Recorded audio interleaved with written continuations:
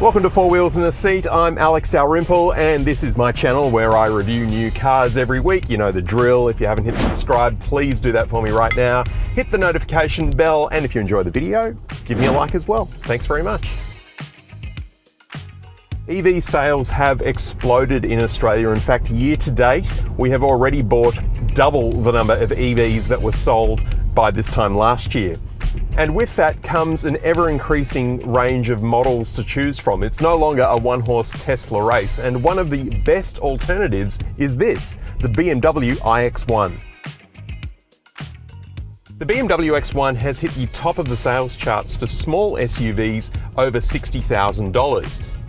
And this electric model is one of the best EVs you can buy. I reviewed the petrol version of this car when it was launched about 12 months ago. You can check that review by clicking just up there. The interesting thing about this EV version of the X1 is the fact that it looks pretty much identical to the petrol version. In fact, until you get up really close behind the car and see the badge, you really wouldn't know that this is an EV. There's no virtue signaling going on with this car. It is truly a EV in a petrol car's clothing. The only other giveaway that this is an EV and not the petrol version of the X1 is that the front grille is actually blanked off, but you've got to be up pretty close to notice that. The LED lights just look gorgeous, especially the driving lights that turn on automatically as you approach the car to welcome you back to your vehicle. Very friendly, this car is. Side on, and this car does look like a miniaturized X3. It's a pretty traditional SUV shape. This M Sport variant comes with 19-inch alloys and a full-length panoramic sunroof. I like the light clusters at the back. They're sort of like the X3 ones, but have been kind of cut in half. There are a few little cutouts there for the exhausts for the petrol version of this car, but obviously this one doesn't need to worry about that. Under the powered tailgate is a 490-litre storage space, which is actually pretty big, but that is about 50 litres smaller than the petrol version of this car because, well, the batteries have got to go somewhere. Being that the X1 is designed to be both petrol and electric, it's got a pretty traditional layout up the front. So the electric motor is perfectly accessible underneath the bonnet, and it outputs 200 kilowatts of power and around 500 Newton meters of torque. BMW actually don't quote the figure on their website, but a quick Google will find the answer for you for that one. 0 to 100 in 5.6 seconds, which is about on par with a Kia EV6. Charging, you can get to 80% in around 29 minutes at a high-speed charger. The range of this car, though, is not overly impressive at just 439 kilometers, but if you're plugging in at home in your garage, as I imagine a lot of BMW owners would be doing, that might not be an issue for you. And charging infrastructure in regional areas is actually starting to get a bit better. So if you are thinking about taking this car on a road trip, it is actually quite a doable thing.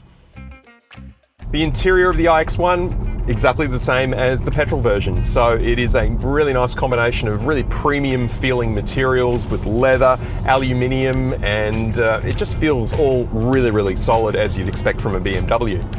Technology-wise, we've got two 10-inch LED screens up the front here, and this car actually runs operating system 9, which is identical to operating system 8 from a user point of view, but on the back end it is now an Android-based system, whereas apparently the previous system was based on Linux. If you're not a computer nerd, that's not really going to make any difference to you at all, but just know that it works really well and operates just the same as it did before. Which is to say that it is a little bit fiddly. You do have to kind of go into menus within menus to find a couple of basic functions, and honestly, you really need to pull over to the side of the road and stop to operate this system properly because it is just a little bit fidgety. You can set up shortcuts for things from the home screen, but you know, it's not easy to access some basic functions. Having said that though, there is an infinite amount of customization available in this car. It does pretty much everything you could imagine that you'd want it to do. We've got wireless Apple CarPlay and Android Auto. I haven't tested the Android Auto. The Apple CarPlay integrates better with this car than I've seen with pretty much any other car because not only can you look at the maps on the center screen, but it also integrates with the driver's instrument cluster right in front of the driver. So the Apple Maps will actually be displayed here on the screen rather than the BMW native navigation if you've got it running on the center screen. And that's just a really nice little touch. The sound system has 12 speakers, it's powered by Harman Kardon, and it sounds epic. It is a really good sound system. The reversing and surround view cameras look really nice and sharp, and you can toggle around and look at different angles of the car really easily. I've never been the biggest fan of BMW's native navigation system, simply because the maps I've always just found to be a little bit hard to see and it's just not as clear as what you get from Apple. But there is now augmented reality in this car, meaning that you'll get an image from the front camera here on the screen with animated arrows showing you where to go. Climate control is also run exclusively through the center console screen, and I'm not the biggest fan of the design of this page. It's just not very easy to use, and I don't know, it could be done a little bit better. You can change the temperature at any time though with the shortcut buttons here on the home screen. They're on all the time.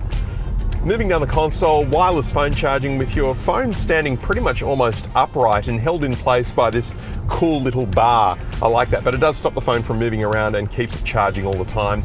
Cup holders next to that, 2 USB-C ports, floating center console here, which gives you a lot of storage space underneath, perfect for a handbag or something like that. The controls here for the drivetrain are really easy to use. You can put the car into drive, obviously, but then if you flick it down again, you get B mode, which is the full regenerative braking mode, allowing the battery to recharge when you are slowing down. It takes the power from the engine braking. The My Modes button there, which allows you to select the various drive modes of personal, sport, efficient, expressive, relax, and digital art. Now look, most of those modes don't really make a huge difference to the drive experience, except for sport obviously, but they do change the lighting here in the cabin and put up some really cool looking digital art on the screens. It changes the whole ambience, and relax mode also fires up the seat massager automatically for you as well. Both of the front seats have a massage function, and there are a few different modes you can choose between. There's this funny little bin here in the center, which is pretty flat and it's not very deep, but it also seems to open the wrong way for right-hand drive cars. Because I open it and I can't really see what's in there. I think this is a hangover from the left-hand drive cars, because it really makes no sense for this to be opening this way. The head-up display in front of the driver, I think, has been redesigned for operating system 9. There's a couple of different display modes and it looks really good. The digital instrument cluster, the same as before. Again, a couple of display modes you can change between, and the digital art and expressive modes also appear on here as well when you have them selected. The steering wheel, same as the regular petrol version, the only difference being that the BMW badge has a blue outline to remind you that you're driving an electric car, because blue is the color of electricity. And there is a boost paddle here, which for 10 seconds unleashes the full power of this electric drivetrain. But like all BMW steering wheels, it is nice and solid and feels pretty thick in the hand. It has nice leather stitching and an M badge at the bottom there too. The seats are leather, as I mentioned before. They are heated. There's a massage function. The seating position is really good in the cabin. I've got good visibility out the front and in every direction, in fact. And yeah, these seats are good. I like them. Full electric adjustment, of course.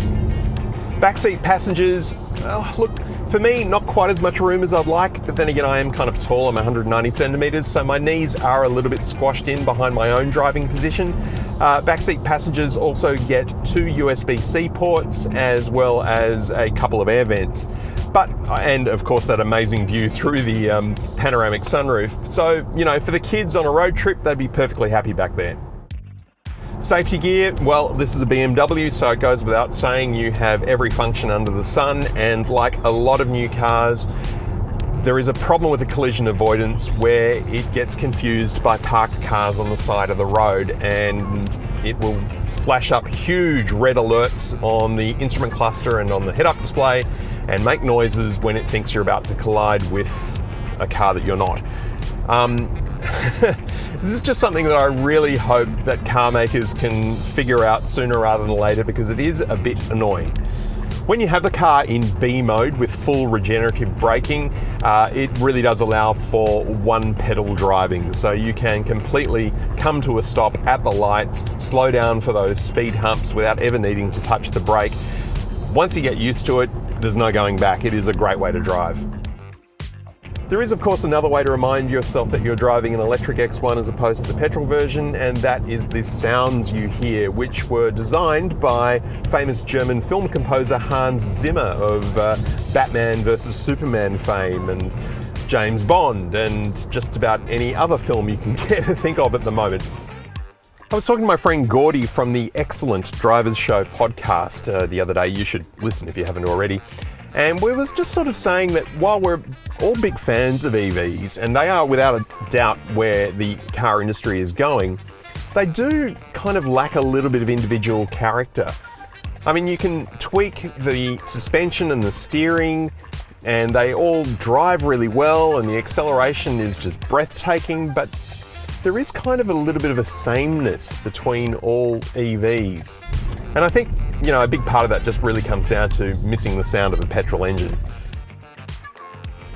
0 to 100 in the BMW iX1 xDrive 30 is 5.6 seconds. So I'm going to put the car in sport, hit the boost paddle, and see what it feels like.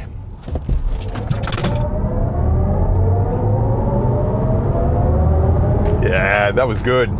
Very smooth, very linear, and not quite as gut-kickingly intense as some others I've driven. Like, some of those Teslas can be insane, but that was good. That was perfectly adequate.